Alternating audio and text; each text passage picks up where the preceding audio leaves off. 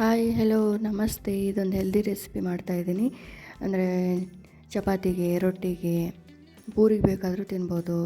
Healthy recipe ಅಂದರೆ beetroot ಪಲ್ಯ ಮಾಡ್ತಾಯಿದ್ದೀನಿ. ನೋಡಿ ಯಾವ ಥರ ಮಾಡ್ತಾಯಿದ್ದೀನಿ ಅಂತ. ಸ್ವಲ್ಪ ಬಾಣಲಿಗೆ ಎಣ್ಣೆ ತೊಗೊಂಡ್ಬಿಟ್ಟು ಅದಕ್ಕೆ ಸಾಸಿವೆ, ಜೀರಿಗೆ, ಕರಿಬೇವು, ಮೆಣಸಿನ್ಕಾಯಿ, ಈರುಳ್ಳಿ ಎಲ್ಲ ನೀಟಾಗಿ ಫ್ರೈ ಆಗೋ ಹಾಗೆ ಹುರಿತಾ ಇರಬೇಕು. ಅಂದರೆ ಈರುಳ್ಳಿ ಬೇಯಬೇಕಂದ್ರೆ ಸ್ವಲ್ಪ ಉಪ್ಪು ಹಾಕಬೇಕು ಫಸ್ಟ್ಗೆ.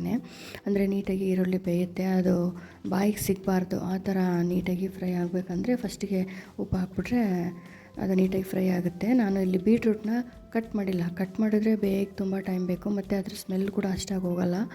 ಯಾರಿಗೂ ಬೀಟ್ರೂಟ್ ಪಲ್ಯ ಅಷ್ಟಾಗಿ ಇಷ್ಟ ಆಗೋಲ್ಲ ಅಂದ್ಕೊಂಡಿದ್ದೀನಿ. ಮೇ ಬಿ ನನಗಿಷ್ಟ ಆಗುತ್ತೆ, ಬಟ್ ಕೆಲವೊಬ್ರು ತಿನ್ನಲ್ವಲ್ಲ, ಅದಕ್ಕೋಸ್ಕರ. ಸೊ ಅದನ್ನು ನೀಟಾಗಿ ಸಣ್ಣದಾಗಿ ತುರ್ಕೊಂಬಿಟ್ರೆ ನೀಟಾಗಿ ಫ್ರೈನೂ ಆಗುತ್ತೆ, ನಮಗೆ ಪಲ್ಯ ಮಾಡೋದಕ್ಕೆ ಈಸಿನೂ ಆಗುತ್ತೆ, ತಿನ್ನೋರಿಗೆ ಸ್ಮೆಲ್ಲು ಕೂಡ ಬರೋಲ್ಲ, ಎಣ್ಣೆಲಿ ನೀಟಾಗಿ ಫ್ರೈ ಆಗುತ್ತಲ್ಲ ಆ ಥರ. ಸೊ ಅದಕ್ಕೋಸ್ಕರ ಕಡಲೆಬೇಳೆನ ನೆನೆಸ್ಕೊಂಬಿಟ್ಟು ಅದಕ್ಕೆ ಸೇರಿಸ್ಕೊಂಡಿದ್ದೀನಿ. ಯಾಕಂದರೆ ಸ್ವಲ್ಪ ಕುಟುಂಬ ಅನ್ನೋದು ಬೇಡ, ಬೆಂದಿರೋ ಫೀಲ್ ಬರಲಿ ಅಂತೇಳ್ಬಿಟ್ಟು. ಸೊ ಟ್ರೈ ಮಾಡ್ತೀರಾ ಅಲ್ವಾ? Thank you for watching.